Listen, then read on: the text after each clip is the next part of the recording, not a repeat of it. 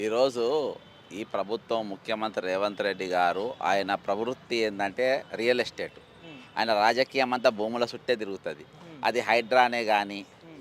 లేకుంటే మీరు ఫోర్త్ సిటీయే కానీ, హ్మ్. లేకుంటే లగిచెర్లనే కానీ, హ్మ్. ఈ రోజున్న హైదరాబాదు మన పారిశ్రమ వాడలో వాటిని మార్చడం కానీ, హ్మ్. ఇవన్నీ కూడా ఇదే. అందులో భాగంగా ఈరోజు హిల్ టాప్ తీసుకొని వచ్చి హ్మ్. దాదాపు 9,000 ఎకరాల భూమిని 5,000 కోట్లకు కొట్టేద్దామని ప్లాను. హ్మ్. సేమ్ ఈరోజు పుప్పాలగూడలో వెస్టర్న్ అట్నే కొట్టేసిండు. హ్మ్. మన ఏది ఇంకో రియల్ ఎస్టేట్ దందా ఇక్కడ అదేదో ఉన్నది సికింద్రాబాద్‌లో మన అల్వాల్ దగ్గర. హ్మ్. అక్కడ అట్నే కొట్టేసిండు. హ్మ్. లియోనియా అట్నే కొట్టేసిండు. హ్మ్. దాదాపు ఒక 50,000 కోట్లు.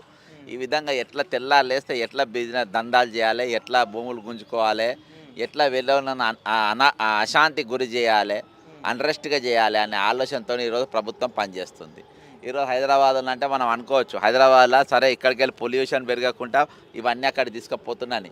మరి హ్మ్. వాళ్ళకున్న భూముల మార్కెట్ రేట్ ప్రకారం వాళ్ళకియ్యాలె హ్మ్. నంబర్ 1. హ్మ్. రెండోదేంటంటే సరే ఇక్కడికి ఫ్యాక్టరీలు రింగ్ రోడ్ అవతల తరలిస్తా అంటుండ్రు. హ్మ్. రింగ్ రోడ్ అవతల ఉన్న ఇప్పుడు కొనంగల్, వెలిమెల హ్మ్. పచ్చండి సంవత్సరానికి 3 పంటలిస్తదది. హ్మ్. ఆడ పాడి పరిశ్రమ ఉన్నది. హ్మ్. మొత్తం ట్రైబల్స్ హ్మ్.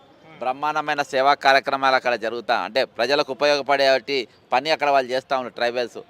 ఆ భూముల మీద కన్నేసి అవి గుంజుకొని ఈరోజు చేస్తే సంవత్సరం పాటు అందులో ఎమ్మెల్సీలు 42% రిజర్వేషన్ పోరాటం చేసే ఎమ్మెల్సీలు కానీ, ఈరోజు రఘునందన్ రావు గారు ఎంపీ మేము అందరం పోయి వీళ్ళ చీర తీస్తాం, వీళ్ళ భూములు వీళ్ళకి వచ్చేదాకా, నేను నా శరీరం తెగేదాకా నేను ఊకోనని రఘునందన్ రావు గారి శపథం. వీళ్ళందరి రోజు పోయి కనబడకుండా వాళ్ళందరినీ మోసం చేసిపోయిన పరిస్థితి